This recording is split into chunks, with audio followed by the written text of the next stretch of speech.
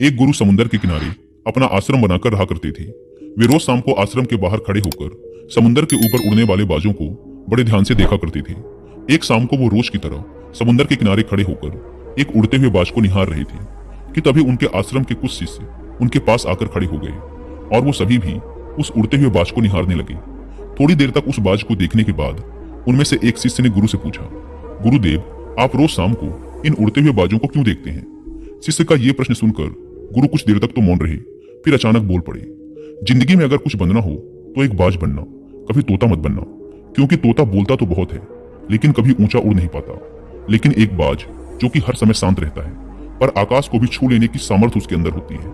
गुरु ने आगे कहा, आज मैं तुम्हें बाज के जीवन से 8 ऐसी बातें बताऊंगा जो कि हर इंसान को बाज से सीखनी चाहिए। जीवन की बहुत बड़ी सीख छुपी है इन 8 बातों में। पहली सीख, एकाग्रता।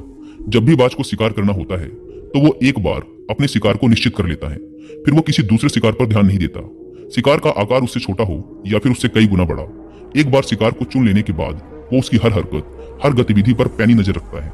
यदि मछली का शिकार करना होता है तो वो समुद्र की हर मछली को अपना शिकार नहीं बनाता, बल्कि उसमें तैर रही किसी एक मछली को ही अपना शिकार बनाता है। फिर वो उसकी हर एक गतिविधि पर नजर बनाए रखता है कि वो कब सतह पर आती है और कितनी देर तक वहां रहती है। ठीक कितनी देर बाद वो पानी से ऊपर छलांग लगाती है। वो हर एक चीज जो शिकार करने के उसके काम को आसान कर सके वो उसका बड़ी ही सावधानी से निरीक्षण करता रहता है।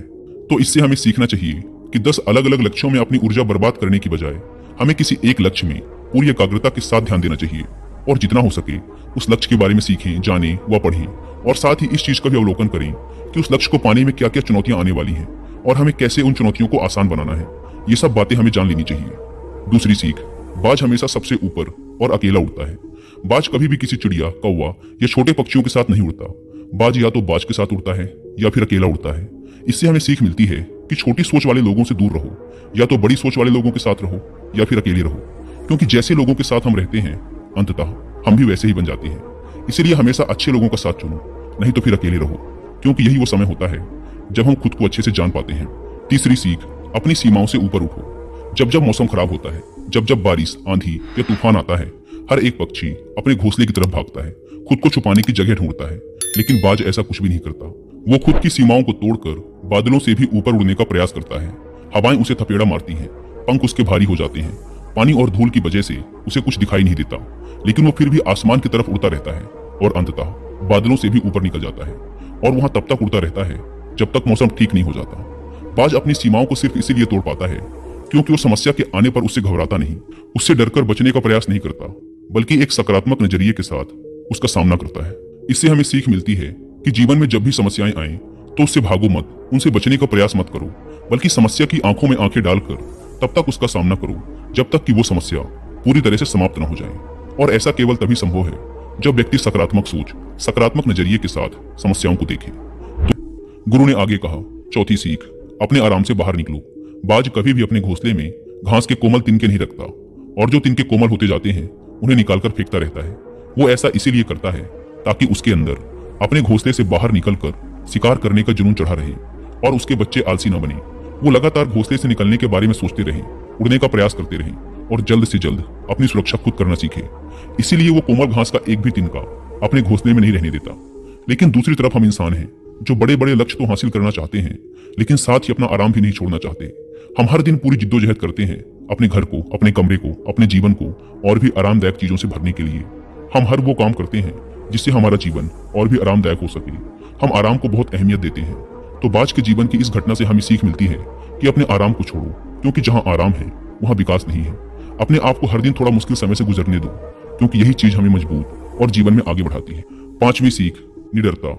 बाज कभी भी अपने शिकार का आकार या उसकी ताकत देखकर घबराता नहीं है और ना ही कभी उसके सामने हार मानता। वह अपनी आखिरी सांस तक उसे टक्कर देता है और उसे अपना शिकार बनाने की कोशिश करता है।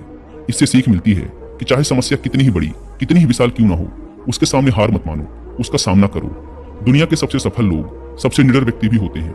वो कभी समस्याओं से डरते नहीं, बल्कि डटकर उनका सामना करते हैं। छठी सीख, बाज कभी भी मरे हुए शिकार को नहीं खाता, वह हमेशा जिंदा शिकार करता है। इससे हमें सीख मिलती है कि हमें कभी भी अपने बीते हुए कल में नहीं जीना चाहिए।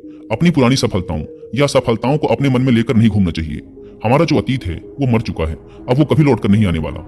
इसलिए अपने उन मरे हुए, सड़े हुए अतीत के विचारों पर ध्यान मत दो और अपनी आने वाली ताजी जिंदगी पर ध्यान लगाओ। अपने अतीत की पुरानी यादों को जो तुम्हें तंग करती हैं उन्हें वही रहने दो जहाँ की वो है। अतीत की जगह अतीत में है, उसे वर्तमान में मत लाओ, क्योंकि अगर एक बार तुम्हारा अतीत तुम्हारे वर्तमान में आ गया तो फिर तुम्हारा अतीत तुम्हें वर्तमान में कभी नहीं रहने देगा। तुम्हारे अतीत में तुम्हारे साथ चाहे कितना ही बुरा क्यों ना हुआ हो, वो अब मर चुका है। तो उस बाज की तरह बनो जो मरी हुई चीजों को कभी नहीं खाता। 7वीं सीख, अकेले आगे बढ़ने का साहस। बाज हमेशा अकेला शिकार करता है। शायद उसे भी पता है कि भीड़ हौसला तो देती है मगर हमारा साहस छीन लेती है। जो अकेले अपने लक्ष्य के लिए निकल पड़ता है उससे बढ़कर शायद ही किसी और का हौसला होता है। बाज ना तो कभी किसी दूसरे बाज से सहायता लेता है और ना ही कभी किसी की सहायता करता है, अपने बच्चे की भी नहीं। जंगल के राजा शेर को भी झुंड बनाकर शिकार करते हुए देखा जा सकता है, लेकिन बाज को नहीं। यही कारण है कि उसमें इतना साहस होता है कि वो जल, थल और नभ सभी जगहों पर शिकार करके अपना परचम लहरा सकता है। तो इससे ये सीख मिलती है कि कभी भी अपने लक्ष्य की प्राप्ति के लिए अकेले चलने से डरो मत। अगर बुद्ध अकेले आगे बढ़ने से डर गए होते तो आज दुनिया को ध्यान और शांति का पाठ कौन सिखाता। 8वीं और सबसे महत्वपूर्ण सीख, दर्द से भागो मत। बाज की उम्र लगभग 70 साल होती है, लेकिन 40 साल में ही उसका शरीर बूढ़ा हो जाता है। नखून उसके पैरों में धंसने लगते हैं, पंख उसके शरीर में चिपक जाते हैं, चोंच उसकी मुड़ जाती है, शरीर उसका भारी हो जाता है। ऐसी स्थिति में शिकार करना तो क्या, वो उड़ने की हालत में भी नहीं होता। अब उसके पास सिर्फ 2 विकल्प होते हैं। पहला, या तो वो अपनी इस अवस्था को स्वीकार कर ले और भूखा प्यासा मर जाए या किसी दूसरे जानवर का शिकार बन जाए। और दूसरा विकल्प ये होता है कि वो 6 महीने की एक बहुत ही दर्दनाक प्रक्रिया से गुजरे और खुद को फिर से पहले जैसा मजबूत बना ले। लेकिन बाज तो बाज है, वो दूसरा विकल्प ही चुनता है। इसके लिए वह खुद को एक बहुत ही ऊंचे और सुनसान पहाड़ में ले जाता है, जहां वह पहले अपनी चोंच से अपने सारे पंख खींच खींच कर उखाड़ देता है, फिर चट्टान पर पैर मार मार कर अपने पंजे तोड़ देता है। उसके बाद उसी चट्टान पर अपनी चोंच को पटक पटक कर तोड़ देता है और इस लहूलुहान अवस्था में खुद को दूसरे जानवरों से छिपाता फिरता है। अगले 6 महीने तक वह इसी दर्दनाक अवस्था से गुजरता है और इंतजार करता है नई चोंच, नए पंख और नए पंजे के उगने का। 6 महीने के इस दर्द भरे समय के बाद जब उसके नए पंख, नए पंजे और नई चोंच उग जाती है, तब फिर वह अपनी नई जिंदगी शुरू करता है और निकल पड़ता है अपने शिकार पर और अगले 30 सालों तक फिर राज करता है। इससे ये सीखने को मिलता है कि समय आने पर हमें अपनी कुछ पुरानी आदतों को छोड़ना पड़ता है कुछ नया पाने के लिए। फिर चाहे उस आदत को छोड़ना कितना ही मुश्किल, उसको छोड़ने की प्रक्रिया कितनी ही दर्दनाक क्यों ना हो। चीजें जो हमारे लिए बोझ हैं, जो हमें पीछे खींचती हैं, जिनका हमारे जीवन में कोई काम नहीं, उन्हें छोड़ देना ही अच्छा है। गुरु ने आगे कहा। तो ये थी बाज से सीखने वाली वो 8 बातें जो जिंदगी भर तुम्हारे काम आएंगी। शिष्यों ने कहा, गुरुदेव, हमने तो कभी सोचा ही नहीं था कि बाज जैसे पक्षी से भी इतना कुछ सीखा जा सकता है। इसके बाद सभी शिष्यों ने गुरु को धन्यवाद किया और अपने अपने काम पर लौट गए। दोस्तों, आशा करता हूं कि आपको इस कहानी से काफी कुछ सीखने को मिला होगा।